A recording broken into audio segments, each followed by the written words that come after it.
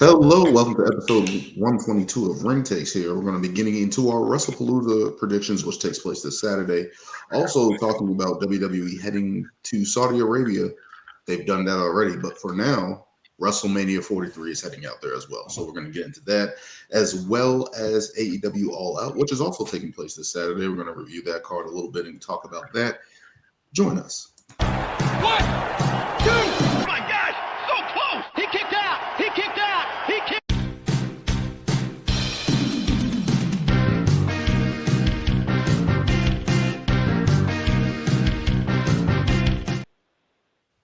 Hello, welcome to episode 122 Wrestlepalooza predictions here at Ring Takes. Don't forget to like, comment, and subscribe. That always helps out the channel. Of course, I'm joined with Brian and Lewis.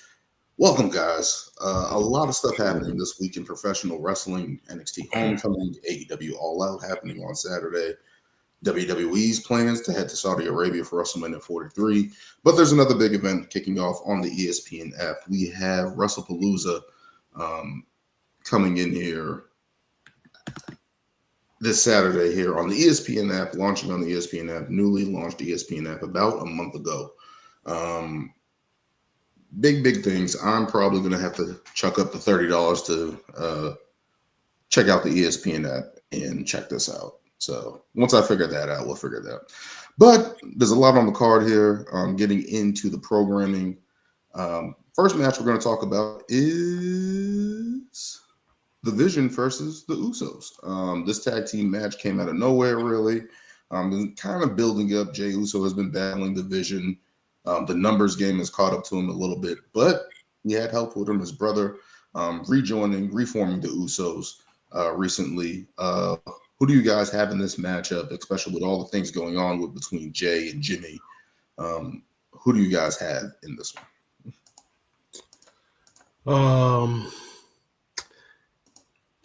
lot of the matches on this card are going to be tough to pick because when you think about future implications or you're looking at like how the story is going to progress, because we can all agree that this whole Vision storyline, this is going well into next year's WrestleMania, or this coming year's WrestleMania. It's definitely going to reach War Games. We've talked about that numerous times. So because that this story has to continue, and because we have seen them tease the possible heel turn or character change for Jey Uso and a little bit of the dissension with him and Jimmy, I just feel like the Brawns are going to come out on top here. So I got Bronson Reed and Braun Breaker. Yeah, this one's a little tricky because it's like you just got the Usos back together, but then this whole I don't know, kind of like feeling it's coming out of nowhere. I mean, maybe not. Maybe it's just I guess maybe we just need a newer version of Jey Uso, I guess. But I really hope this does not lead to another Jimmy versus Jey situation, because we don't need that. And like Brian said, 40 super kicks is what you're telling me. What if they want to make up for that poor performance? They kind of owe us as fans for that performance. Brian, you keep saying they need to owe us, and I'm like, I don't even want it back.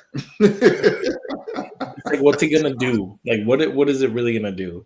It'll just be Jey getting over, and then Jimmy getting lost in the shuffle again. Just to show that they have more moves in their moveset than the super kicks and the splashes. Do they though? I mean, no, I'm kidding. I mean, yeah, but like you said, I don't know. I feel like, and maybe it's because I was just watching something online when they were like, how many times are we gonna see the Vision versus the baby faces? Somebody comes out, someone takes them out, and that's how we main event or end Monday Night Raw. It kind of feels like we've been seeing it for like a whole month now. No, Lewis. It's been a good 3 months now. It's been the same. This is what we have said with all the factions in WWE. We said it with the Bloodline. We said it with Judgment Day. I know. We're That's saying what I don't get. It's like you can open up with your main story. Why can't you just? I get it. Yeah, you open up with them, and then you're like, all right, let's have a match tonight, and it's like the same kind of concept, but it's like you have other things you can build. The mid card, the tag division, the women's division, like. We can go 1 week where this isn't the main thing. Yes, we're trying to build, but we're still going to see it. So it's like, it doesn't like always. We can have this at the top of the 10 o'clock hour and then have something else finish, or we can have this at the top of the 9 o'clock hour, or to start off the show. Exactly. Like, almost just have the match right there. Like, why is that so hard? But you all know what they're missing. They're missing the main event. They're missing Teddy Long. Let me tell you something, players. Tonight you're facing the Undertaker. That's what. But yeah, I'm gonna have the Bronze winning just because they probably gonna need a couple wins, and obviously they're gonna pull out some heel tactics, and who knows, maybe we'll get another member that we might not even see coming. But just because this is turning out to be a bigger pay-per-view, I feel like it has to be more than just cut and dry tag team match. Cut and dry tag team. Oh, they beat them. It's got to be like more. There's got to be something to it. So yeah, I got the Bronze winner this one. You know what I just realized? Going into, I know it's 2 months away, but going into War Games, all you literally have to do is just swap out Sami Zayn for LA Knight, and that's going to be one of the teams. I don't know, because Lewis saying that it is Wrestlepalooza, it has to be big. I'm going to pick the Vision as well, because I'm like, they just lost at SummerSlam. They can't lose it. Yeah. So, given in that regard, I think they're going to win. I don't know if we're going to get the Jey Uso and Jimmy heel turn. And with Lewis saying that something big has to happen, and that has me thinking a lot of things, especially with the potential heel turn, all the stuff that's going on, people missing. The person that's missing and that I can see be injected into this is Jacob Fatu. He's been missing. He hasn't been around. Mm-hmm. If they wanted to do something to that nature and add him into this to help those guys out and maybe get back on track, and maybe he's the guy that's speaking sense into both Jimmy and Jay, maybe. But I'm just like, that's a long shot, because it's like, where has he been? What's going on? I don't know if something medical happened. Or probably having another kid. too much time on his hands. But I would love to see that, because I feel like he's kind of got lost in the shuffle as well, and maybe this whole war with Sikoa should come to an end, and he should be able to do his own thing, and hopefully that's what happens. But ultimately, I got the Vision winning. They can't keep losing. I think this dissension that they're playing between Jimmy and Jay is an excuse for them to actually lose the match. And maybe there's some trust issues there or something like that. And I've heard people say that, hey, Jimmy Uso can join the Vision, or Jay Uso can join the Vision. And I'm like, what sense would that make? Why? In the grand scheme of things? And I don't know. But that's why it's kind of weird to see if Jay turns heel at this point in time, because it's like, where's the landscape for him being heel? I can see in the point where he's angry and pissed off and trying to get back to the championship and playing that Roman type of attitude, like it's finally taken him over and he's finally go to the dark side and stuff like that. Maybe that can come out, and maybe LA Knight's the catalyst for that. But it's like right now in the landscape, it's like that's wild. That's wild. I just don't see the crowd not yeeting and stuff anymore. I feel like yes, he could be heel, but I feel like it's going to be forced upon him so much. Maybe kind of in like maybe not the best analogy, but like a Jack Perry kind of sense, where everybody was like, "We love Jungle Boy." It's like, oh, now you're just the bad guy. He kind of strips down like everything he did, like Cena and stuff like that. He doesn't come out through the crowd anymore. There's no more color. It's more black and white. He's not doing the There's a way to do it, but I don't think LA Knight and Jimmy are the catalyst. If he wants to turn heel, it's got to be against Jay. No, I think if Jay wants to turn heel, I think it happened. It has to be a big moment. I mean, Jay. Like, I feel like for him to go full heel, he's got to take out Jimmy. I've heard this before, and I'm like, I never thought Jimmy was the catalyst for a motivator for Jey Uso. Yes, that's his brother and stuff like that, but the status of Jimmy it isn't like he's helpless or anything, or like he's a manager or anything. I just don't know if that's enough wood on the fire. I think the way that, if this is my idea, sorry, this is a tangent, but I think if you're going to turn Jey Uso heel, you do it at War Games, and he turns on Roman. And that's how you can create his heel turn. And then you get Jay versus Roman. Yeah. Jay trying to get his get back. But how would you go about that? Just seeing that like this new attitude from Jay essentially is coming from Roman. Like he could just be like, yeah, you like you got in my head and kind of made me see like how I need to be. And then and now it's got I want to be champ. I gotta going after the it's the same thing as the Solo and Roman type of thing. The Ulafala, like, yo, you're in my way. I'm better than you. Just go on. It can be simply Owen Hart versus Bret Hart. Like, I've been in your shadow. We've all been in your shadow. I'm not going to be in your shadow anymore. And that's the way you push Jay in that direction. I just don't know if we need Jay as a we don't, but it looks like they're heading this way. That's the thing for me. But then maybe like, Roman comes back and tries to talk. What baby faces are you left with on Raw, though? You know, besides, I mean, LA Knight, CM Punk, AJ Styles, even though he's not in the main event picture. I'm trying to think of anybody else. I'm talking about main event, though. Yeah. That's what I'm like. I'm trying to think. Who else is there? Sami Zayn's on SmackDown now. Yeah. Penta's in the mid-card destruction pool kid. I don't know what they're doing with him. Like fucking New Day. I'm never letting that shit go, bro. I will say this: if this is a way to get him towards teaming with his brother again, I'm for it. I'm completely for it. Which, by the way, might be very possible now that his brother's partner, I guess, is no longer with the company. I know.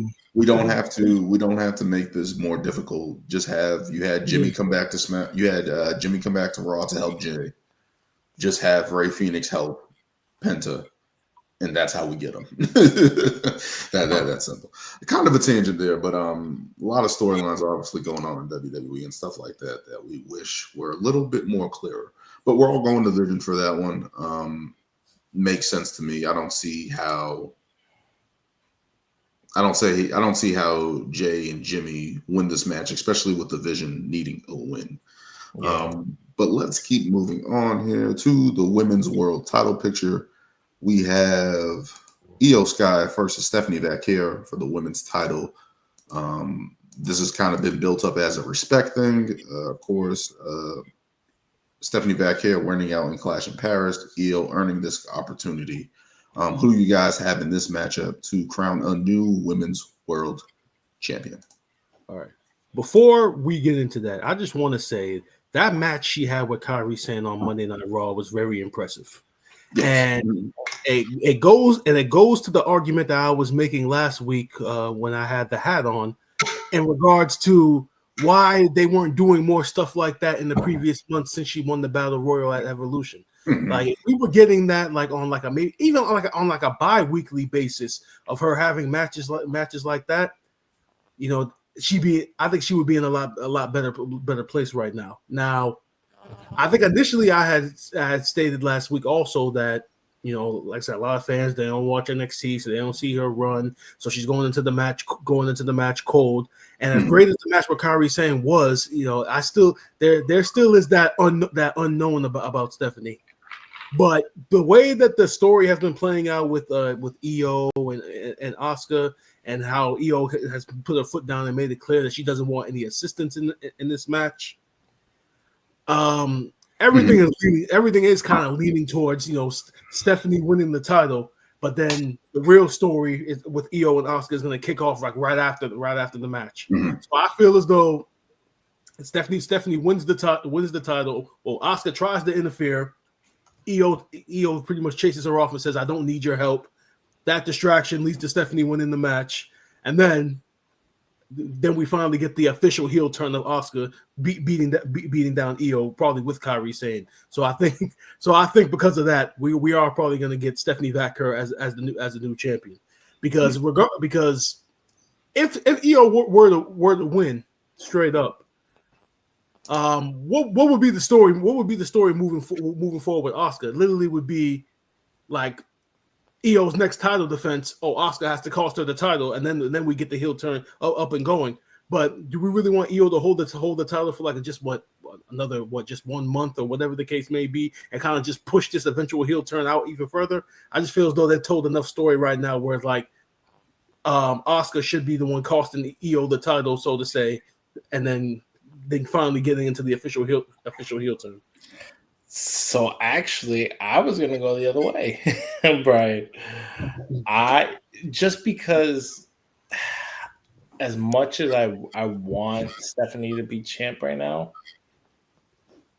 I just don't. I mean, we obviously know who she is and what she's done and how great she is, and I think she probably even deserves it right now. But I think the Asuka element actually adds another layer where they could go off on a run, kind of similar in like a damage control situation where it's like, Io might say, "Oh, I want to go do this on my own," but Asuka comes out and actually helps her get the win, and then pissed that, I got the title, but it's like I told you I didn't want help. Yeah. No, like we get like this is what we wanted. We want you to have the belt. And then it's kind of like, because I feel like Asuka's been playing this like I'm this veteran, this I've had these multiple reigns, like who's gonna tell me anything, which I kind of like this character a little bit, where she's kind of like she's bossing Kairi, she's bossing Io, like you don't need friends, you don't need Yakuza boss Asuka. Let's make it happen. WWE's been listening. I'm telling you, come on. And that's what I'm saying. So I could honestly see a situation where Asuka helped, like without Io's consent, it helps her get the title, and then kind of does this for a while until Io flips out and was like, no, or even like attacks her, and then Asuka's like, okay. All I'm trying to do is help you. Then she turns on her, because right now, I don't know. Maybe it's the cold thing, but I don't see. I don't know. I just don't see Stephanie being champion. But it's also, it could be a new era, so who knows? But I kind of see that story with Asuka kind of playing out a little bit longer. So I think I got Io winning. I'm going to agree with Lewis. That's where I'm heading. I'm going to go Io. I think Asuka begrudgingly helps her, or Io begrudgingly gets help from Asuka and helps her win. And that continues to set up this back and forth between them. I can see that actually happening. Stephanie winning, this is the reason why I can see Stephanie winning, and then that setting up her going to AAA to defend the title down there, maybe do some stuff with them, going back up and forth, whatever the case may be. But it's like after, maybe that's a way that you get the Roxanne Perez, Raquel Rodriguez involved in her match and stuff like that. Maybe they go after each other back and forth a little bit. But it's like this story with Io right now and Asuka and Kairi Sane, I feel like there's something there that they can placate to and give Asuka maybe this is Asuka's last run or something to do, because it's kind of been kind of flat and dry. They've been going with the Kabuki Warriors. They haven't really been going after the tag team titles too much because they haven't really been defended on Raw lately, ever since Alexa Bliss and Charlotte won those titles. So looking at it from that standpoint, I can see a lot of meat on the bone where Asuka's like, yo, all we're trying to do is help you. And then maybe it's like a morality thing with Io, like, I'm the champion, this doesn't feel right, I want to face Stephanie again. Asuka tries to help her again, maybe it ends in a DQ. Rhea's now questioning EO, like, yo, what are you doing? What's going on? You got to get these girls in control. Maybe that's how you get Rhea back into the picture for the time being, whatever the case may be. But I feel like there's a little bit more meat on the bone. I feel like there's a little bit more with Kyrie saying they can be doing. I feel like there's a lot more they can do with Asuka. I feel like there's a lot more story there. Yeah, you can even slap the tag titles on them, and then you have a full blown faction with all the titles. Like what other tag team, is really hot right now besides Judgment Day or you can do some things on Raw. There's some other stuff that you can do there. So I can't even think of another tag team outside of Maxine Dupree and Natalia, which is irrelevant at this point. The Judgment Day, probably whoever's on like NXT. That's not even a relevant team. That's why I'm like I can't even really mention them in the picture. But I feel like if or maybe in the dark horse way, EO turns heel again, which I don't know if they're going to do because again that's too early. But I can see a way that they can do it. Like EO's like, yo, Stephanie, you think you're the new hot shit? You're not. I'm it. But that is a possibility because like you said, because Stephanie could kind of fill in that void, and Rhea Ripley is already the top baby face on the show. So realistically, you could do that and still have someone to fill in the void. So that's a good idea. And then I was trying to think if there was anybody else that they can add to the group or maybe something like that, but I just don't see it. I don't see anybody else on the roster that can add. But also, people kind of love EO right now. So that's the thing. That's where I'm like one of the hottest women in the company for this year. So I think that's why me and Lewis are going the begrudgingly getting help from Asuka. Like she doesn't want the help and ends up winning the title and stuff like that. And then she finds out, looks at the replay or something like that. Rhea comes out and says, "Hey, this is what happened." Something. But people love EO. We all love we all love that. We love her moveset. We love EO. We can't get enough of EO. But me and Lewis going EO Sky, Brian going Stephanie back here. Let's keep moving on. I don't know if this is the main event, but it's the main event. It is? Okay. All right. I jumped the gun a little too early, but we can still talk about it. We got John Cena versus Brock Lesnar. This next matchup coming up. This is basically just a blast from the past. Brock Lesnar just coming in to kick some ass. And again, this is where I always say The Rock should still be here and just pushing the buttons, but he's not. So I'm going to scrap that for now. And let's talk about this matchup between John Cena and Brock Lesnar. It's pretty simple. We saw the shenanigans with R-Truth on SmackDown. Nice to see Brock on SmackDown and talking. But we're getting this matchup here, basically just John Cena's greatest hits. And I was thinking about this one, but who do you guys have in this one for this match? This is like this match is like. I'll give you guys my idea. I'll go first. I'm gonna go John Cena by disqualification. Really? Oh, like Brock just beating the crap out of him till he gets DQ'd? Or he accidentally hits the ref or something like that and just loses control and shit like that. And Brock's like, I don't care. I'm still going to beat the hell out of you. Or like, because we started thinking about, because John Cena only has 6 appearances left. So this will be, after this one, it will be 5. How many other opponents is he going to face? Well, I think that's the big question, and this is why I say I feel like we burned through John Cena's greatest hits too fast. Yes. Randy, Punk, CM Punk, Cody again. Yeah. Now Brock. And this is where I think, because his last appearance on SmackDown was with Sami Zayn, correct? Yes. He's heading to Monday. He's heading to basically Monday Night Raw and PLEs only, basically. There's only 5 of those left. I think maybe there's a way, if John Cena's going to Raw, maybe he gets involved in War Games. Maybe. I don't think he'll be in War Games. Yeah. I don't see him in War Games. It's not his element. It's not his wheelhouse, but John Cena in a War Games is going to sell.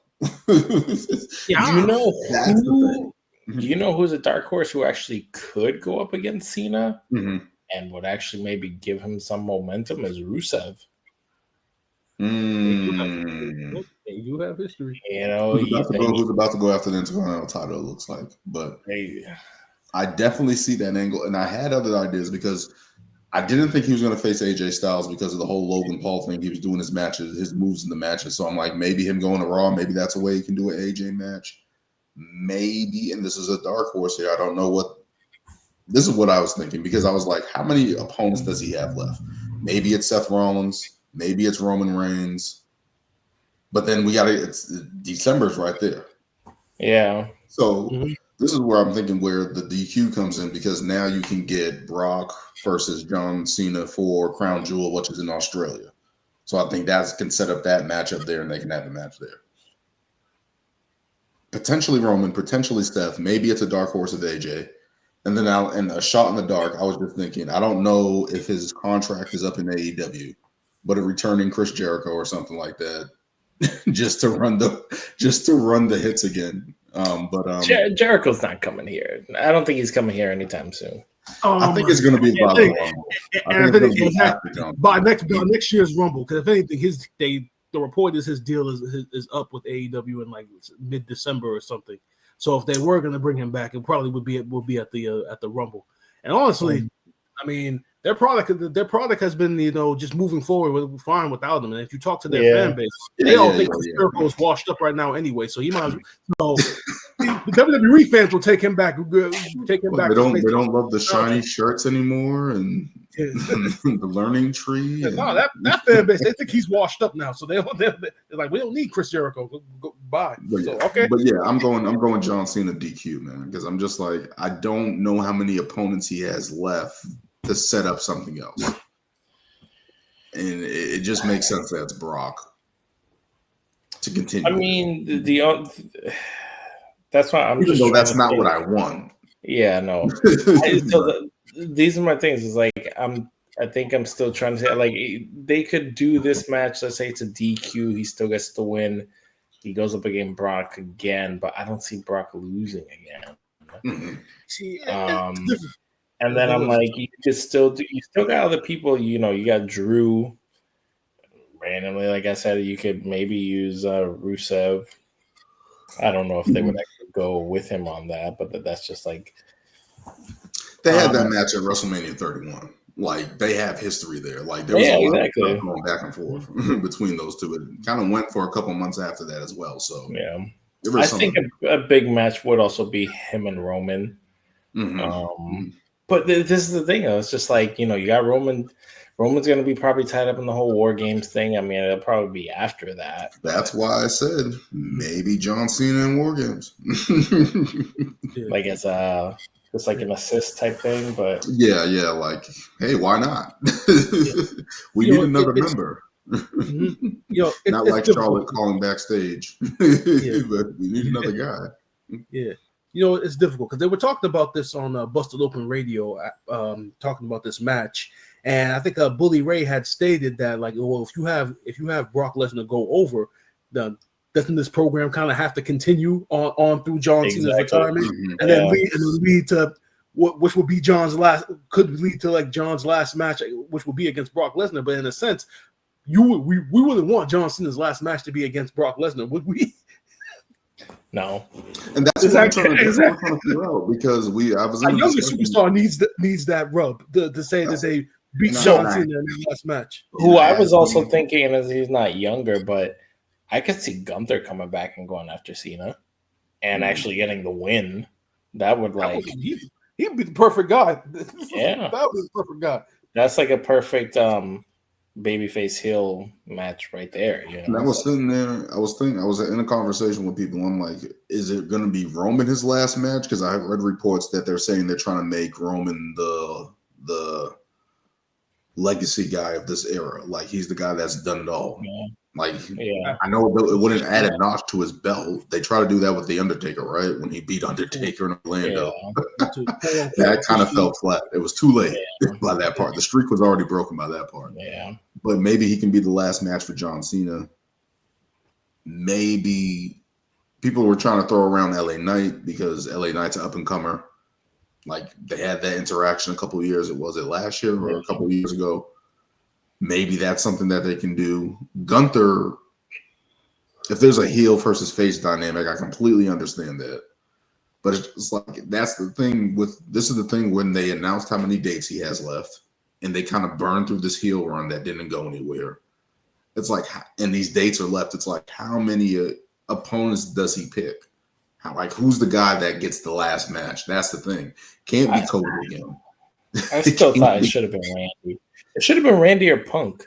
I don't get why they had him face all these guys.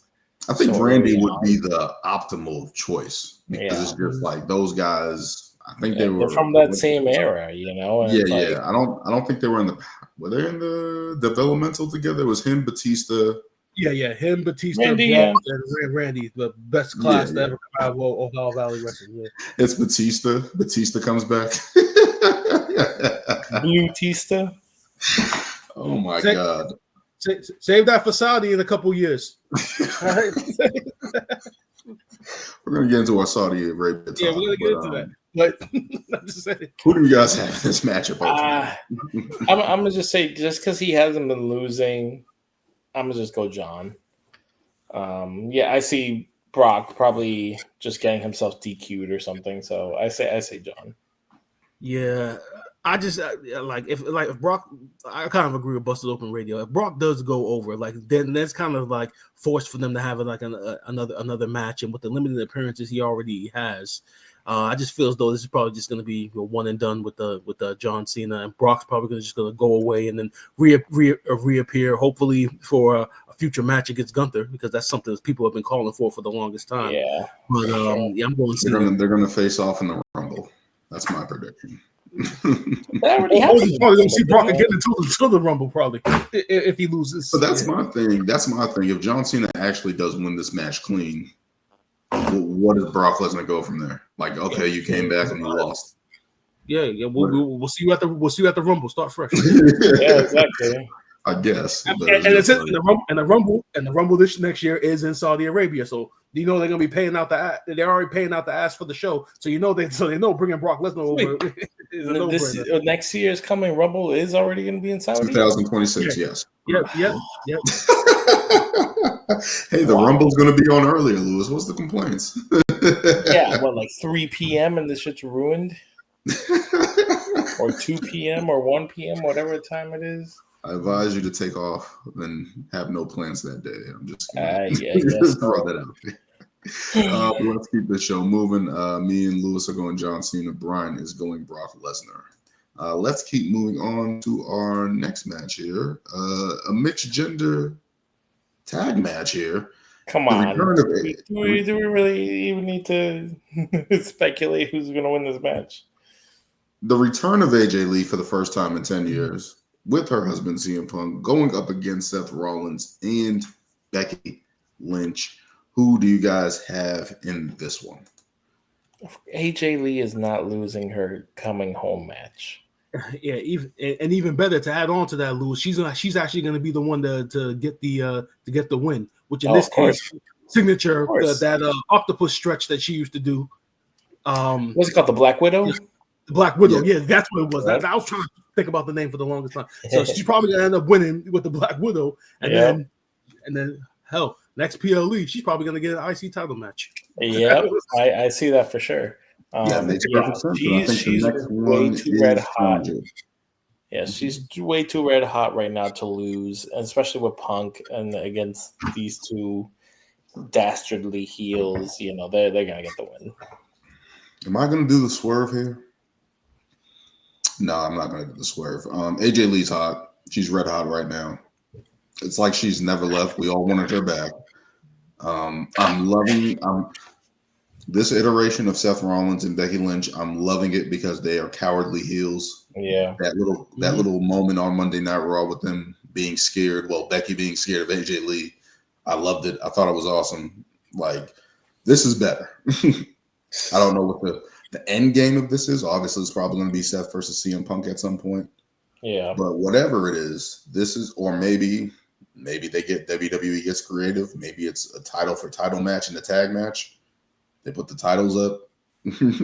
Whoever wins, whoever gets the pin wins the titles. Whatever the case may be.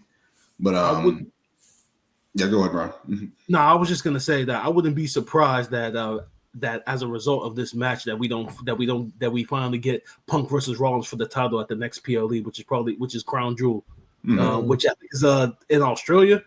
I think that's the Australia show. Yeah. So I wouldn't be surprised that like the result of this match leads to that finally getting that one-on-one title match. Finally. It's been heating up, and I think it's only right that they actually head that way, and then we get Becky Lynch versus AJ Lee. I think it's only proper, and we get action. Yeah, for right now, yeah, AJ Lee is a better filler than Nikki Bella for sure. Oh, thank God! I'm just hoping the match goes pretty well, and I'm hoping it's awesome. But let's keep moving on. That was quick and easy. Let's move on to the WWE Undisputed title match. We got the returning Cody Rhodes after filming Street Fighter coming back to face Drew McIntyre, who recently defeated Randy Orton on Friday Night SmackDown. Who do you guys have in this one as Cody Rhodes returns to take on Drew McIntyre? Okay, so I still haven't actually watched the main event segment from SmackDown. So Drew beat Randy, and then Cody, and then I think attacked him. Yeah. Cody came out to get his revenge, and then called him out for Wrestlepalooza. Pretty much what happened. Okay, all right. Yeah, so this is great build. Cody's been filming movies and not been on TV, but. Come on, this is another situation for Drew McIntyre. What did you call Drew McIntyre all of last year when he was in these situations, Daniel? A loser. This is literally what we're being set up for. But Drew, but it's almost like Drew like fits that role now, but so perfectly now because of everything that he went through last year, getting screwed, getting beaten. He's a credible challenger. He looks believable. All that good stuff. Somebody's actually been telling me that they think Drew is going to win this match, and I'm like, it wouldn't be a bad thing. I wouldn't hate it, but it's like there's no build. It's too cold for Drew just to win it. Yeah, I don't see it unless there's some help with Logan Paul, and I don't know if that's consistent enough for that to have enough meat on the bone. Actually would make sense. Yeah, I'm just like I'm going Cody. Yeah, I'm just gonna go Cody. You need him to have the title when they go to Perth, and I think they're having. Isn't there a match? I think there's a match in Perth where the Raw champion versus the men's champion. I think they do that. Please don't tell me they're doing that Crown Jewel championship again. I think they are doing that again. Yes. You don't like the big belt or the big trophy? But this show is not in Saudi Arabia though. So why we got to carry the tradition over to Australia? It's the Crown. I know it's Crown Jewel, but still. Perth. Yo, come on. Let me look it up. Hold on. Post that shit. There we go. I think I saw it. Yeah, they are doing it. Yep. Yeah. It's the Crown Jewel. That's what it is. It's the Crown Jewel. Yeah, it's Crown Jewel in Australia. It's like I guess it's their Clash of the Champions. That's what it is. Bragging rights, if you will. What? So Cody has to defend the championship that he won that last year, essentially, or they're gonna be fighting for a new title. Like come on, it's the same title. It's like a continental title. But this is Drew McIntyre being put in the same position he was in all of last year. So Cody comes out on top. Basically. Just a loser. He's just a loser. It's okay, guys. It's okay. We can say it. He's just a loser. It's okay. He's put in these positions to lose. But it's like, but John Cena and Brock Lesnar is main eventing, correct? Yeah. Yeah. Okay. Yes. So I'm like, if this was the main event, then I'll be like, Yeah. But since it's probably going to be second to last or third to last, or maybe it kicks off the show, whatever the case may be. Yeah. we're all going Cody Rhodes. So just to go over the card once again, we're all picking the Vision to defeat the Usos. Me and Lewis are picking Io Sky to upset Stephanie Vaquer. Brian is picking Stephanie Vaquer. We're all picking, well, me and Lewis again. Oh, wait. Me and Lewis are picking John Cena. Brian is picking Brock Lesnar.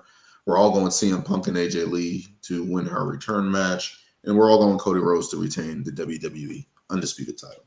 That is our picks for Wrestlepalooza. Let's get into a different bit of business here as we head across the pond.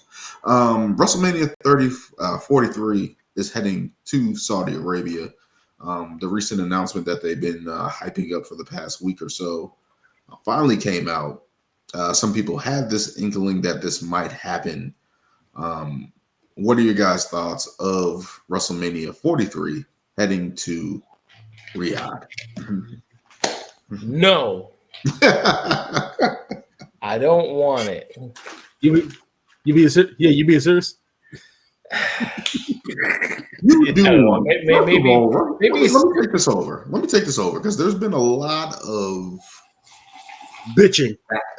Yes, Brian, for a better lack of a term, backlash for this. And I've said this to people. Saudi Arabia has been doing business with WWE since 2018.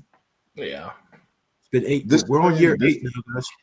Yes. This plan is going until 2030. With all the financial resources, with all the financial backing, with all the ability to outbid anybody, why wouldn't Saudi Arabia do this?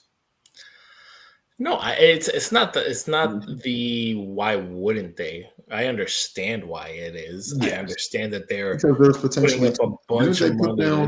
I don't know if didn't they put down $250-300 million to get like 200 million.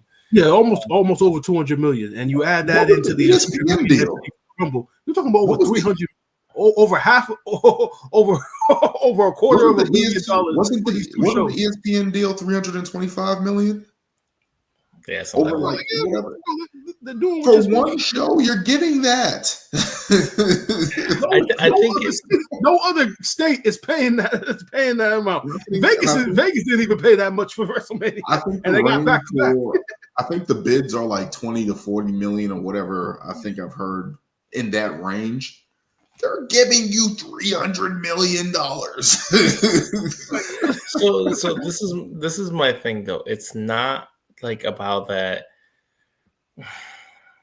I think it's just because WrestleMania has always just like it's our Super Bowl. Imagine the Super Bowl being in another country, and it's like in Brazil, in Germany, or in just like another country. And I get it. To play devil's advocate on that, WrestleMania has been in Canada. That is another country. Outside of North America. Well, outside of North America, yes. So, like, but that was also how long ago? How long ago was that?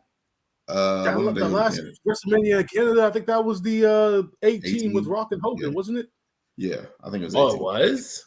Yeah, I think so. It's been that long. Yeah, so it's been a very long time. I think I heard also that London and Paris put in bids too. I think that was another reason why a lot of people were frustrated, because they thought if any country should get WrestleMania, it should either be England or France first before Saudi Arabia. So that's where a lot of the frustration came from. But like you just said, Daniel, they've been in business with Saudi Arabia since 2018. We're coming up on year 8. We're coming up on year 8. When the partnership was first announced, there was a shit ton of bitching and complaining then. But like I said, it's been 7 to 8 years now, and eventually the partnership was going to grow to where they were going to get the major shows, as much as people didn't want them to.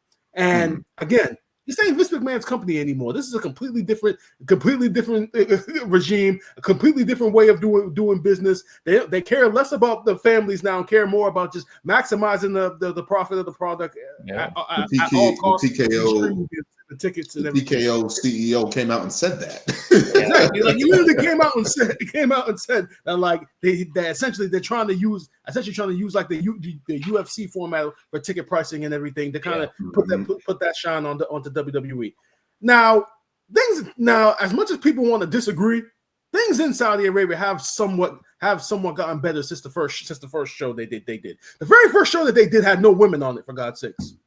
Like, well, I'll say this for WWE, yes. Yeah, for WWE, yeah. I'm just talking about WWE. I don't know about what the politics or anything that's going on over there. I know it's a whole lot of shit that still needs to be better. But as far as WWE goes, first show they had no women on it at all, and then it gradually changed to where they had one women's match. Now they had two women's matches. Now women are on the card like it's nothing now, which is the way it should have been. So for WWE, things have improved, but you already know at the end of the day, people, everyone's a politician now. So they're just gonna look at the condition of the country and just say that, oh, you guys shouldn't even be over there in the first place. Now, there's a clip that's going around social media. You guys remember during Crown Jewel last year when the crowd was chanting for WrestleMania and Triple H was in the ring and he heard them chanting for WrestleMania, and then he kind of tried to change the whole conversation and say, yes, WrestleMania is in Vegas this year. And you can tell in his face that, I do not want WrestleMania in this country. And you could tell by the press conference when they announced it that this really was a kind of a Nick Khan and TKO thing, and he wanted no parts of this. Triple H does not want this WrestleMania. None of the wrestlers there wanted any part of going to Saudi Arabia. Yeah, we don't want to take that damn long ass fight. That's the thing. When I remember when they did the video with John Cena in Saudi Arabia, he had his last match. After the match, he got on the jet and went home. He didn't even get out of his George. He didn't change. He went straight to the airport. They don't like the long flight. They don't like going out there. I understand that. It's $300 million. Everyone's getting a pay raise. Everyone's getting a bump. Literally everybody for a couple days out there. And WrestleMania is kind of like a family atmosphere for the talent. They all fly their families out and everything. I don't know about y'all. If I was a talent, I ain't get my wife and kids out to no fucking Saudi Arabia. I need one ticket to protect them, right? Exactly. I would no. I need one ticket. It's me, myself, and I going out there. But no, I understand. I'm from a talent perspective. I understand it from that point where it's grueling. You got to deal with the backlash of fans and people on the internet. We were talking about before the show about Twitter and stuff like that. You got to deal with that. But I just want to say another thing too. Another thing, people were like, "Oh, if Vince was still here, this would have never happened." And I was like, first of all, fucking deal." Thank you. Vince I'm just made this deal. In this deal, they said they were getting the Big Five, and Crown Jewel was going to be added as the Big Five, and then they were going to get the other events. They already got the Royal Rumble. It was only natural that they were going to get the WrestleMania as well. Vince started this deal, and eventually the Saudi Arabia people, the people who run, I forgot the name of the initiative that they have, they were going to make a bid for WrestleMania, and Vince would have took that deal as well too. I don't care how Americana you think it is, or it's our Super Bowl. Once that deal happened, it was done. Once Vince wanted to sell the company to get out from being bought out or whatever the case may be, or kicked out of his own company, he gave up all that power. Yes, he had no control over it. That is what I want to say about that. So for everybody complaining, I understand it, but they have been doing this deal for nearly 10 years. And people continue to watch. You continue to tune in. You continue to check it out. That's not going to stop. Now, what am I trying to say? The realization that I've come to is that I'm not going to buy a ticket to WrestleMania 43. It's probably not going to be in the budget at that time. It's just not. Yeah, probably not. So when they come back stateside, I look forward to it. Yeah. All right, so I have a question, and this question also goes for Wrestlepalooza as well with this new ESPN app. Now, is it going to be just kind of like how Peacock was with these PLEs, whereas in like when it comes on live and then you hear like 5 minutes late and you tune in, it'll be like Netflix where you can go back and watch it, or you gotta watch it live. I'm assuming because it's ESPN and it's a live, and technically it's a live show. that more than likely it's going to be just like how Peacock was, and like you can't rewind and go back. If they are smart, do it like Netflix. This doesn't have to be anything else. They have to. Do it like YouTube TV. Do it like Netflix. Have the ability to rewind wherever I pick up the show. I can watch it live, or I can go back to play from the beginning. Do not make this more difficult than it needs to be. You guys have had ample time. You guys put down a lot of money to do also this. the ESPN app too, though. Don't make this shitty is basically what I'm saying. If I'm shucking up $30, do not make this a shitty experience. Make this a smooth, easy transition for this thing. Do not make it difficult, ESPN. Please. You're already losing content. Yeah, I heard they're losing. They lost boxing. I heard there's messing up with the MLB right now. A whole bunch of stuff happened. Yeah, like the MLB has for a while hasn't been. It's been struggling with viewership. Yeah, with viewership on ESPN, and I think that's why it's moved to TNT Turner Broadcasting. How you got the biggest sports channel and all the sports are leaving? It's a very honestly. If we're talking about the MLB, that's just baseball in general. If we want, yeah. So I just think it's weird that they're doing all this stuff, and I feel like they're trying to get people for this ESPN app, and the way to do it is wrestling, because wrestling's hot right now. Yeah, because it's the coolest thing out right now. You know, everybody knows their favorite wrestler. Because all these platforms are struggling, like especially when Netflix is losing a lot of money with their production and doing all this stuff, and then they're like, let's get WWE. You get everybody to watch on Monday, be able to check out our programming. There's ads galore on there. So I'm pretty sure ESPN is going to do the same thing. And I feel like that's why they brought in WWE to just get more people associated to the ESPN app. Well, again, I'm going to listen to Stephanie McMahon, and I'm getting my VPN ready. I am not. Dan's going to be Mr. Moneybags over here paying $30 for a damn subscription. Again, half a subscription, I should say. There's a reason why I'm buying it, because it also ties into the NBA. That's why. Pish posh. That's why. Other than that, I'm just like, if it's the only way I'd probably pay for it if it's full on WWE Network 2.0. Bring back all the content, bring everything back. You know what? Maybe I'll consider it, but no. The $10 I'm paying for Peacock, that $10 is going to go towards the VPN now. It used to be $5. I don't like this. I know. Yeah, Peacock was $5, and I just looked at it's up to like $11 now. I'm like, what happened? And people are going to complain. I knew eventually that was going to happen though, because it was only that cheap because they were trying to get people more aware to it and get familiar with it. Eventually, once they got to a certain number of subscribers, they were going to raise the price. That's with everything in life. Yeah, but I'm sorry. I already pay a certain number of subscriptions. I'm not adding. I'm still shocked. $30 one. I'm still shocked. Stephanie McMahon said that. I mean, that product was an ad on the podcast. Yes, and now she has that VPN. Like she's actually promoting VPNs. I think I saw. Really? I think I saw on one of her episodes. There's like a VPN. Like she's promoting it.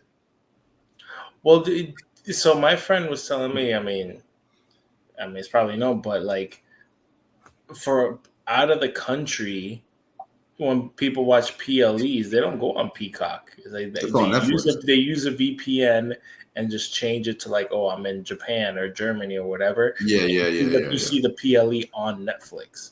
So that might be the best route to watch it in real time and everything. It's just I'm in Germany and like, nope, go back on Netflix and I can just watch the PLE. Switch my Xbox time zone to Canada. There you go. And so. And this is my thing. I don't know. This is a whole different thing, but it's just like I wonder if there's a way they're worried about that. If there's a way that they can actually track that. Yeah.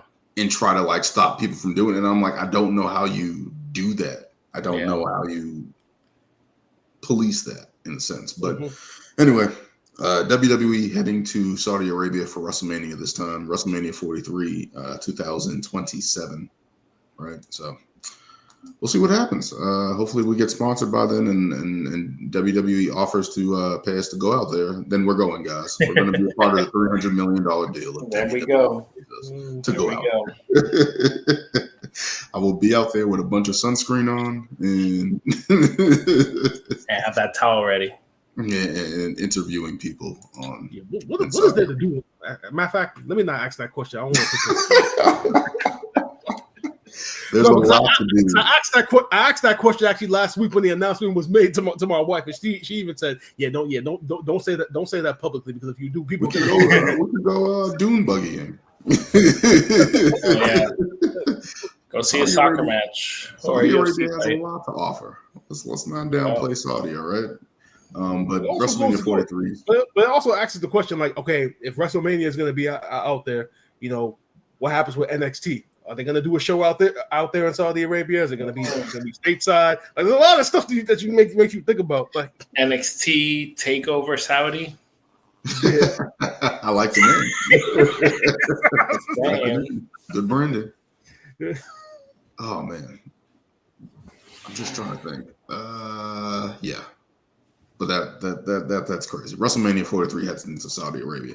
But let's keep moving on to AEW All Out, also taking place this Saturday.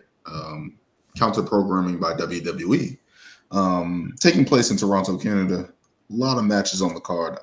I'll let you guys handle this, as I have been out of the AEW loop for quite some time now, because I can't dedicate my life to AEW to watch it, but I do see clips. So I like what's the guy? What's the dog guy's name? Hangman? No, Hangman. I know he's facing Kyle Fletcher, but I'm talking about what's the guy's name? Stokely Hathaway. Oh yeah, yeah. I get no hose. Like, you get hose. That shit is hilarious. He's been enjoyable. Tony Storm has been enjoyable when they went to Philly, the whole Staples. And Tony Storm's just gold. She makes anything gold. And I know it's the same thing over and over again, where she just comes out and talks shit. But it's good shit, and it's working. Yeah. But let's go to the card here. Hold on, let me just make sure you got the card. I don't lose this again, because I accidentally deleted the how's this not going over here? Okay. I accidentally deleted the picks earlier, but I was able to recover them. So make sure I save it and don't lose it this time. But let's get into the AEW All Out card. Brian, I'll let you take this over. You're our AEW correspondent. Okay, yeah. So I've been pretty much, following along for the most part. I actually did watch it, skim through the last episode of Collision to get a good idea of what's been going on. And I mean, story-wise, there are a couple of matches on this card that have kind of been like very like long-term stories I've been told for like the last like 3 or 4 months. One of them being which I believe should be the main event of the show. Adam Copeland and Christian Cage facing FTR, which is going to be a regular straight-up tag team match. It should be the main event. It definitely should be because obviously with the history with Edge and Christian and FTR, like style wise, that match is pretty much going to be like it's going to be worked like in a WWE type of style, because those guys, with their history, it's the first time that they're going to be going facing each other. And it's going to be a great match. The story that being told with FTR taking Adam Copeland out, and then them kind of getting involved in Christian Cage's business at one point in time, and then essentially both of them agreeing, okay, you help me with my business with Edge and Luchasaurus, Nick Wayne, and that situation, and then I'll help you with your situations. And they've kind of been helping each other out. They still have that little tension between one another, which I like. I love the fact that they didn't just like completely just go away with the tension and just immediately be best friends again. So they've kind of been playing to that tension. That's honestly the greatness of those two guys as in-ring veterans, and FTR as heels. I mean, last week on AEW Dynamite, I mean, they got into it. I mean, with some fans. One of those fans actually follows us on X. That one of the fans yelling at. Yeah, that fan actually follows us on X. So he gave his recollection of the whole experience and such. But FTR as heels, they've been killing it. It's gonna be a great tag team match. Like Daniel says, it should be the main event just based upon the caliber of both guys. Mm-hmm. The next match on the card is the Hurt Syndicate, which is Lashley, Shelton Benjamin, MVP, taking on Ricochet and the Gates of Agony. My only hope for this match is that this match is not a one and done, because this is literally story-wise the biggest thing that Ricochet has done in AEW since coming in, turning heel. We talked about it when he first came in. I mean, they kind of rushed everybody was just thinking, okay, him and Will Ospreay because of their history in Dragon Gate and that match that they had all those years ago, and they kind of rushed into it, and then it's just like, okay, now that we got that, okay, what's the point of having Ricochet around it anymore? Because that's all we wanted. And then he turned, and then his character work was shaky as hell. And then he turned heel. At first, it came off corny. Now it's a lot better. So he is a Daniel, if you have been watching, you can see he has shown strides and improved as a heel character. I know there was a point in time when he had a great run with Swerve. Like I felt like that kind of. Yeah, that officially turned him heel. That story with the scissors and everything. Yep. Like the initial heel turn with the scissors, that was done perfectly. But he has shown strides. I just hope that it's not a one and done for him, and that like it's just one match. Hurt Syndicate wins, and then Ricochet is done. I just want to see more from him, continue to progress and grow. I mean, with the amount of bitching and complaining he does towards fans on social media, I mean, at this point in time, it's like we need to. It's like, okay, let's see the improvement. Show people that like you leaving WWE was a smart choice for you. So and MVP is in this match, correct? Yes, he is. Yes. Yeah. Mm-hmm. So really. Yeah. Yep. So you know what's funny, because I was just watching that his interview on Chris Van Vliet. I gotta watch it. How it's really good. Mm-hmm. It's really good with him, and how sorry, side note, but there was talks of him maybe becoming a champion, like a world champion during his run, but because of his felony conviction. He didn't want to do it, so he wouldn't be able to travel internationally. But he was also saying like going to Japan, he wasn't able to go because of the whole felony. Like in Canada wouldn't let him in. So I'm surprised that now that they're going, that he's actually going to be there, unless he got something saying, telling them like, no, he's rehabilitated. He just dead to society. I think Canada has been a little bit more lenient lately. With that stuff, a couple countries have been a little bit more lenient, because I remember Jimmy, what was it? They couldn't go. They couldn't go, and then eventually they were able to go. So I think they've been a little bit more lenient. Back in 2005, I don't think so. No, I don't think they were going to do that. But the Hurt Syndicate versus the Ricochet and his group, GOA. Gates of Agony. Gates of Agony, GOA. Okay. Yeah, just hope that Ricochet that like this actually like builds into an actual feud, and it's not a one and done for Ricochet. Mm-hmm. Now next match on the card. This is literally just to get Mercedes Moné on the card. It's her against Riho for the TBS title. Literally, I think. Like literally, this is like I said, that they just needed a match for Mercedes on the card, and literally they're trying to build her up and then get as many opponents for her as they can, so they can so she can. Wait, it's not for another belt. There's nobody in Stampede Wrestling she could have faced. Just rack up as many opponents as you can, so she can pass Jade Cargill's for the TBS championship. That's what it's all about. I mean, how many days out? Do we have a number on that? I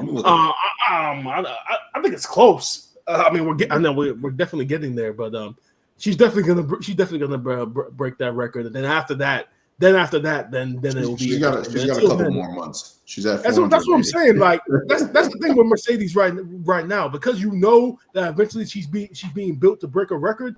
Literally, all these matches really don't matter. You're just watching them just for the quality of them. You already know she's going to come out on top. When she breaks the record, it's the same thing with Gunther when he was going with the Intercontinental title. Eventually, you knew he's going to break a record.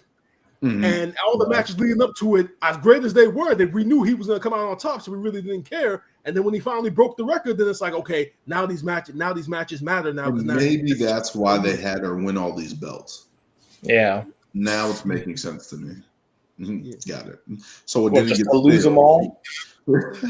That's what I'm saying. That's what I've been saying. Like, what is she gonna do? Just turn around and lose them all one by one? Like I said, she's gonna lose the TBS title, and then literally go on a downward spiral. I mean, it would make somewhat make sense, but I guess 9 losses.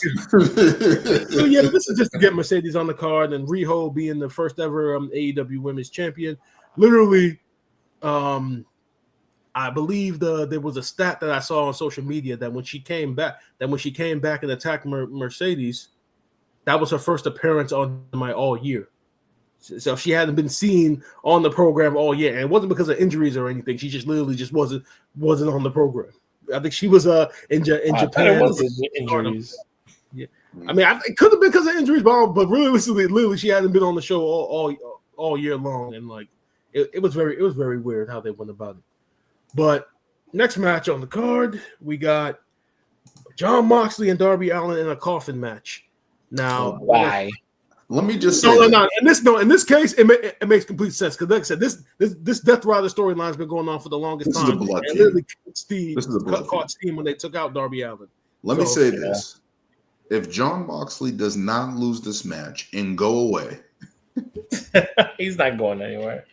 Like, that's insanity. If Darby Allin does not win this match, like I said, I'm hoping that this match is the beginning of the end of the Death Riders. I think the reason why they make it, I'm hoping that they're going to do what you just said, Daniel. Put Moxley in a coffin, and then we don't see Moxley for a couple of months, and then the Death Rider slowly goes away. I mean, we saw Christian not too long after, right? Yeah, it's just like, bro, after losing the AEW title, there really is no reason to keep this fucking group together anymore. Nobody cares. I mean, they just added Daniel Garcia to it last week, but realistically, nobody gives a fuck about Daniel Garcia. Nobody has ever cared about Daniel Garcia.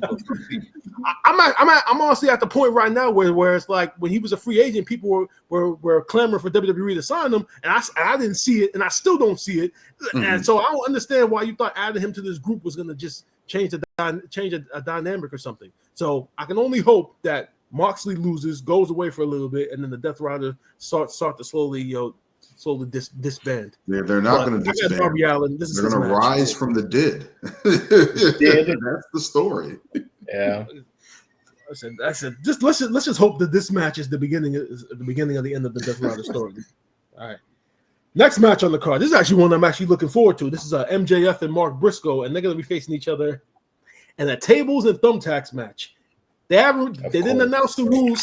They didn't announce the rules on Dynamite, which is still your favorite, Dan. Your favorite. But this has actually been a story that's been going on for a number of months. Actually, going back to even before All In, their main show, with MJF and Mark Briscoe going at each other, and then they had the Casino Gauntlet match where MJF pinned Mark Briscoe, kind of stole the contract from him, and then we know the whole debacle at Forbidden Door where MJF tried to was forced to cash in the contract, and the next week he wasn't cashing in the contract, but then Mark Briscoe interfered in that match. It kind of cost MJF the title. So this has been ongoing for a number of months. This is actually probably one of their best stories right now with MJF and Mark Briscoe. MJF, is he just becoming Matt Cardona? In terms of what? In terms of these hardcore matches. I was at the point where I just feel like, bro, just put the world title back on MJF. Please, man. He's one of the best heels in the business. And think about all the stories you can have with all the baby faces you have over there just chasing MJF. When he was world champion, the program was a lot more watchable. Was a lot more watchable with him as champion. Like at this point, I can only hope that after this match that they finally pivot in that direction where he cashes in the contract a week prior, like they changed the rules, like Tony Khan had announced. They're gonna change the rules on that. Cash in the contract, just beat Hangman, be champion again, be that top heel. We need it at this point because as great as this story has been, he's above all this shit. And that's been the problem with me for with AEW, it's like, why is he doing all this other stuff? Like, why? I understand he can't be in the title picture all the time, but it's like you gotta give him more to do. I feel like this is where one of those things where it's kind of similar to Cody Rhodes, where he couldn't challenge for the world title and he kind of just piddled around with the TNT title. He had some good matches and stuff like that, but it's just like there really isn't anywhere else for him or any place for him to go within the company. And I think MJF is kind of maybe in that realm right now, which is scary because he's honestly the best person they have. Who's is it what's his name? Why am I spacing on his name? Okada's the combined international unified or whatever. Unified champion. So does he still technically have that contract or no? Or did they change that up? No. Sorry, MJF. So yes, so he does still have the contract. In the lead up to the match with Hangman Adam Page forced him to use the contract, but then the very next week, MJF. This is why the Mark Briscoe tie-in is perfect, because MJF and the Gates of Agony, that they kidnapped Mark Briscoe and they threatened to set him on fire unless Hangman Page allowed the championship match to go forward without the contract being invoked. So that's how he retained the MJF still has his contract. This is how they make this more juicy of a thing. Put the contract in a ladder match, and you have Mark Briscoe get that. Well, not win the match. Obviously, MJF wins, but I think that's the next step for this. Whatever this tables in, I should be a booker somewhere. Why are we doing a table and thumbtacks match? What is that? There's always thumbtacks. Daniel, in this case, as far as AEW goes, I've said from the very beginning, Tony Khan is essentially all of us with a shit ton more money and resources. We can all book better than Tony Khan. I'm a firm believer. If you give me the book for a month, I can raise Dynamite's ratings better than Tony Khan. I'm confident in that. No, I'm dead ass. I can be a better booker than Tony Khan. That's my. Why are we doing a table? Put your money where your mouth is. I ain't got his money. I ain't seeing nothing.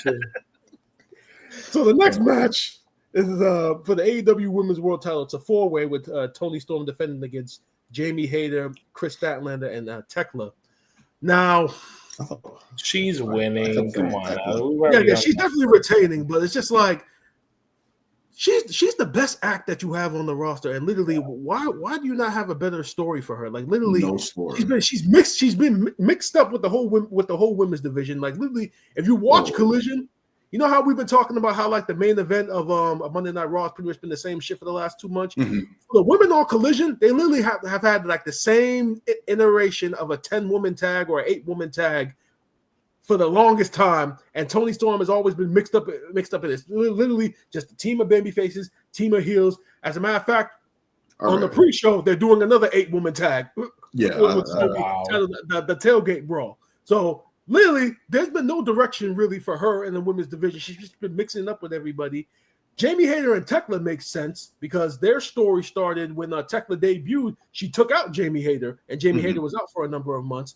I don't understand the whole Chris Statlander inclusion in it, because literally they've been teasing her with joining the Death Riders for the longest time and kind of been flipping between being both babyface and being heel. So I don't really know what her direction is. So literally, I think they just threw her in the match just because she's Chris Statlander.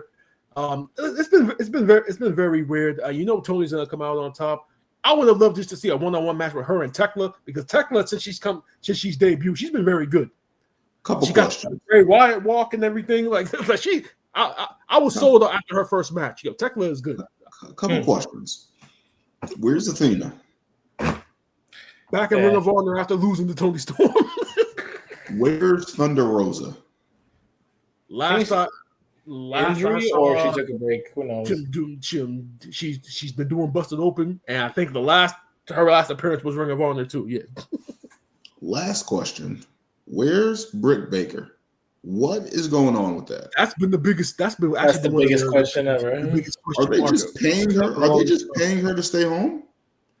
I mean, DDP Diamond Dallas Page went on X and actually tweeted at Tony Khan and tagged Britt Baker saying where is Britt Baker, and because he used a video, because I think Britt Baker did his whole yoga thing, and like he shared a clip of her, and he tweeted at Tony Khan like, yo, where's Britt Baker? And this is literally was like last week, so I have no idea. They could use her right now. Like, but I don't know. What did she do? She just kind of went off TV after like who knows? It's been forever. Didn't she spaz on like MJF backstage or? Yeah, that was a story to the lead up to the debacle of the match that she had with Mercedes. Mm-hmm. But her last appearance was literally they were going to put her in a feud with Serena Deeb. Serena Deeb came out after a match, and she literally just looked at Serena Deeb and said, "No one cares. No one cares." And honestly, people were questioning, "But was she in character, or was she literally saying that nobody cares about Serena Deeb?" So that was actually a thing. But we could use Britt Baker, right? I'm just asking where the women are in AEW. We know Mercedes, we know Tony Storm, and it's like Sky Blue. Yeah, and Sky Blue did have an impressive performance against Tony Storm. And that's the reason why after Forbidden Door, when Mercedes had that fatal 4-way with those women, Bozilla, Persephone, whoever those women were, and Bozilla kind of just stood out and was trending on X, people were saying AEW needs to sign her. I'm just like, what the fuck for? Look at all the other talent that you got. Look at all the other talented women that you got on your roster that you're not using. What you want to add her to that list? Like, no. Take care of the talent that you have right now, which is talent-wise, their women's division really is good. It's just that they're not booked in the great. And then if you're incoming potentially, why would you want to sign there? Yeah, especially if you're a woman. Yeah, I just don't understand it. But look, go to the next match, right? Yeah. All right, so next one we got. Okay, so since Lewis mentioned, we got Okada versus Takeshita versus Mascara Dorada in a 3-way match for the AEW Unified title. Honestly, they've been telling the story of Takeshita eventually leaving the Don Callis family and turning babyface. They're literally doing this match just so Dorada can take the pin. I think that they're saving Okada and Takeshita for that one-on-one match eventually down the line when Takeshita officially turns babyface and leaves the group, because they've been teasing it heavy. So they just threw Dorada in this match just so he could take the pin. Okada's going to come out on top. There really ain't nothing much to say about that match. Just that Takeshita is leaving the Don Callis family soon. And Okada's going to return. And then next we got Big Bill. Big Bill. 1-on-1 against the returning Eddie Kingston, who's been out for over a year with that really? That leg injury. Yes, the returning Eddie Kingston. No. In this case, I'm actually looking forward to seeing Eddie Kingston, because imagine he comes back super jacked. Yeah. That's why I'm kind of like, okay, how is he gonna look when he's coming back? Because I know some fans are saying they're like, oh, they should have kept it as a surprise. But in this case, because you're still trying to draw up interest for All Out, because it is on the same day as Wrestlepalooza, you kind of needed to announce that ahead of time. Because now I'm looking forward to it. Because as much crap as people talk about Eddie Kingston as a character and his mic work, whenever I hear him talk, I don't even think he's a character. I just be thinking like, bro, that's legit Eddie Kingston. That's literally how he is in real life. Because when you see him talking in an interview and then talking on camera, it's like, bro, it's literally the same shit. The way he's authentic, Brian. He's authentic. He's real. Whoa. Let's not say that. He's just living the gimmick. That's all it is. He's real. He's real as real. But that whole Yonkers, New York shit, like, I think that's really Eddie Kingston. All right, and then we got Brodito defending the titles in a 4-way ladder match. The 3 teams were announced tonight. It's going to be the Young Bucks. It's going to be Jet Speed, and it's going to be I just saw on the TV. It's going to be Hichisero and Josh Alexander from the Don Callis family are going to be that 4th team. So it's a ladder match. It's AEW. It's gonna be. The Don Callis family needs to go away. They're getting bigger. Yeah, bro. They're all over this card. The Don Callis family. So like Isn't it's a lot. Warlow part of them? Yep. He is. Yeah. And Makes no the report, sense. Yep, and the reports have said that apparently Wardlow has a torn pec. Already. And guess how he got that? Back. And apparently they're suggesting that it happened during his return segment when he clotheslined Prince Nana. Wow. That's what they're suggesting. He can't clothesline person Nana. Is that what we're going with now? Man, just go to MLW or. Yeah. I mean, like I said, that's just a report. We don't know that for sure. Like the injury is legit, but where it came from, it could have came from any working other, out or anything like that. This is the weird thing. Now, you know, he could have literally pulled a Sami Zayn, did one of these, and just got hurt. Like if AEW was the whip in the hands. Yeah. If AEW was smart, why don't they send their talent to ROH? A lot of people have been suggesting that for the longest time. They should be using Ring of Honor like an NXT, a developmental system.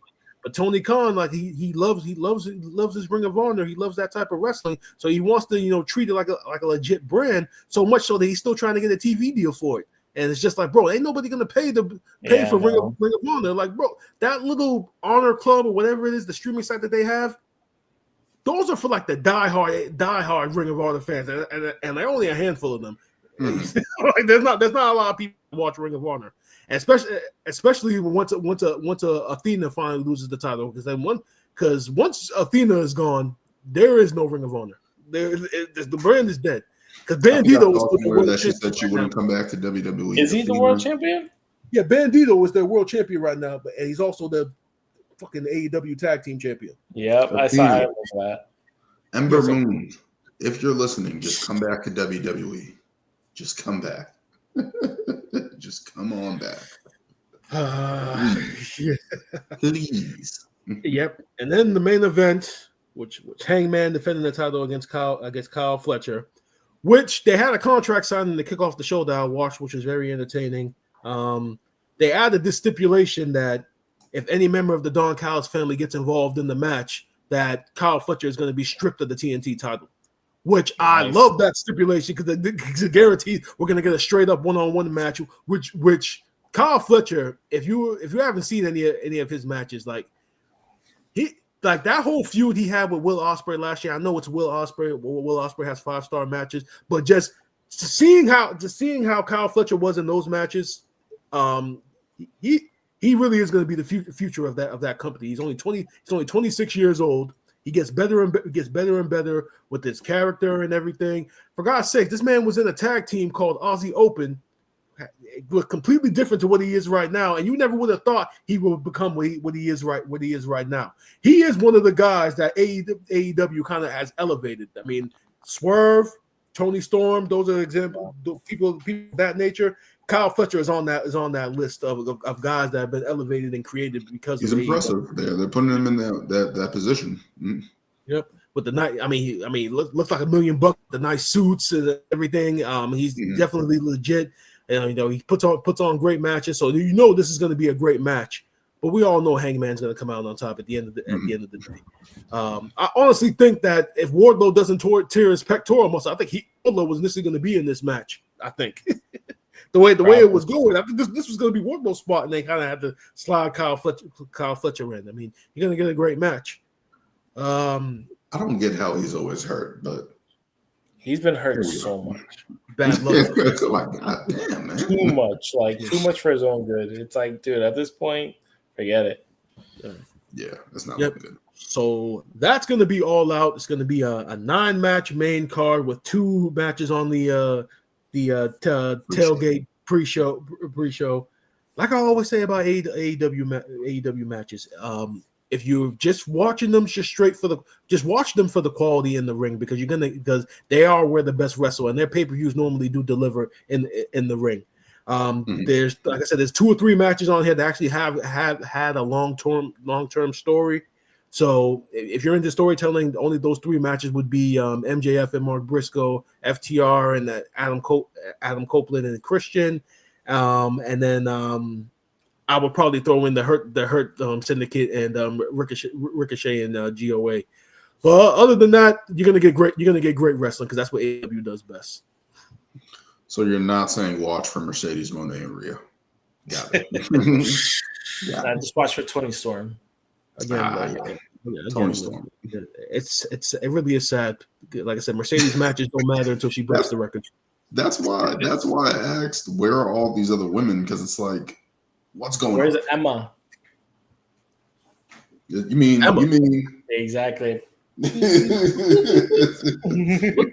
Oh, did she have an AEW contract? I wouldn't be surprised if she did. I don't know. I think she showed up there. She maybe once, or it might have been TNA. I think she was in TNA too. Yeah, but who knows? But all right, that will do it for episode 122 of Ring Takes. Wrestlepalooza will be this weekend. All Out will be this weekend. We didn't get to touch base on NXT Homecoming. That was a nice touch for NXT. I wish they did the full black and gold full layout for NXT, how it was back in the day, but they didn't. But I'm just happy we got to see Glorious. Yes, that was nice. Yeah, that was a nice. That makes me want to watch the NXT takeovers again. Oh. I might have to go through that. Yeah. I'm lucky that I legit started watching NXT right when before Sammy first became champion. Like literally from that, and I was hooked. Yeah, like literally, Kevin Owens is the reason why I started watching NXT when he debuted on the main roster. I know I was late. I was late as hell because I knew of NXT, but I was just in the back of my mind like, bro, I'm not watching another wrestling program. I got Raw, I got SmackDown. It was literally Raw and SmackDown for the first 12 years, 10 years or so. I was a wrestling fan. Didn't want to watch nothing extra, give anything else a try. Then Kevin Owens came up. He had that match with Cena, and then it's like, okay, now I got really. Yeah, then it's like, okay, now I gotta see NXT, and then that's when I came across TakeOver Brooklyn and saw that Bayley versus Sasha Banks match, which honestly is one of the greatest women's matches I've ever seen in my life. And after that match, I was sold. I'm like, I'm watching NXT now. I'm talking like Bo Dallas and Tyson Kidd. Yeah, that's how early I was. Neville, yeah. I thought Tyson Kidd was going to go down there, and I'm like, I want Tyson Kidd to win because I always liked him on the main roster. I'm like, he's awesome. He's gonna be, and he just never did it. Summer 2015. That's when I started watching, and I did go back and watch some of the old episodes with some of those guys with when Roman Reigns was younger, with the Wyatt family was up in was there, and it's just like to see where everyone has initially come from. And see how everyone has grown. Like I can remember going to a NXT live event and seeing Liv Morgan when she was portraying that Jersey gimmick. Compared to where she is now, it's just like damn. Yeah. No, I don't even remember what got me to watch NXT. It was just like I don't know if it was once I started seeing the Wyatts and everybody, and I'm like, oh, they came from NXT, and I was like, let me see what's going on here. And then I just remember seeing Bo Dallas, Neville, Sami Zayn. Who else was obviously? I think it might have been. Maybe right after Paige came up, and I was like, "Oh, she was the NXT Women's Champion." And then I think I saw the Natalya Charlotte match. Yep.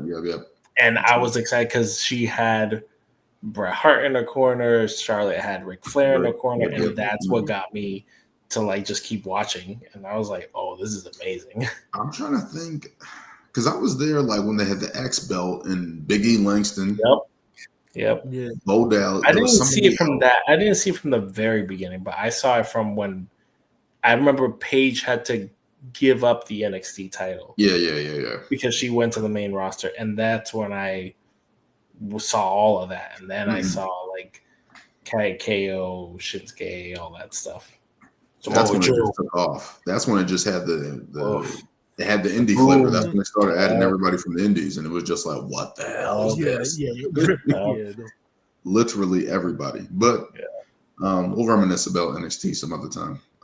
That'll do it for this episode. Don't forget to like, comment, and subscribe. Helps out the channel. And as always kick out on 2. Until next time, guys.